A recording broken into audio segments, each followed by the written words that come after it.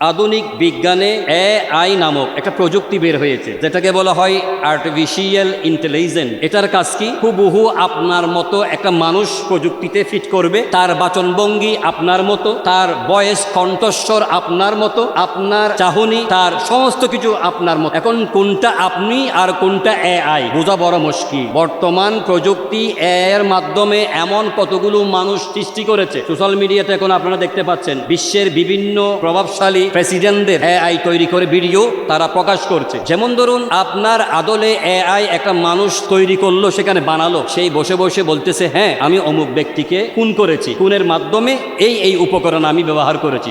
অথচ এই কথাগুলো আপনার নয়, আপনি তাকে খুন করেননি, কিন্তু আপনার আকৃতি দিয়ে, আপনার ভয়েস, আপনার বাচনভঙ্গি দিয়ে বলা হচ্ছে আমি ওই মানুষটাকে খুন করে। তো প্রশাসনের যারা দায়িত্ব আছে তারা তো ওই ভিডিও পেল, তখন বলবে এই তো আপনার ভিডিও, আপনি তো স্বীকার করেছেন। তখন এটার কারণে আপনি যে সত্য ব্যক্তি, আপনি যে এটা বলেননি, এটা বিচার করার কোনো সুযোগ নেই, কারণ আপনার আদলে একটা ভিডিও প্রকাশিত হয়েছে। এটার আলোকে আপনাকে জেল, জরিমানা, হয়তো সর্বোচ্চ মৃত্যুদণ্ড হতে পারে এই প্রযুক্তি অপব্যবহার করার কারণে। জবান খুলে বলুন নাউজুবিল্লাহ। তো আমাদের বিশেষজ্ঞ ইসলামিক অনেক গবেষণাগণ বলছেন দাজ্জাল যে আসবে সেটার কিছু নমুনা এখন আমাদের আশেপাশে ঘটতে যাচ্ছে। আপনারা অনেকেই জানেন মধ্যপ্রাচ্যে কৃত্রিম মেঘ তারা তৈরি করেছে, যেখান থেকে কৃত্রিম বৃষ্টি বর্ষণ হবে। যেই বৃষ্টিটা আল্লাহ তাআলার নির্ধারিত দায়িত্বশীল ফেরেশতা মিকাইল ইসলামের মাধ্যমে বর্ষণ হবে না, এটা মানুষের তৈরি কৃত্রিম মেঘ তৈরি করেছে আকাশে। ওই মেঘ থেকেই কৃত্রিম বৃষ্টিপাত হচ্ছে তাদের মরুভূমিতে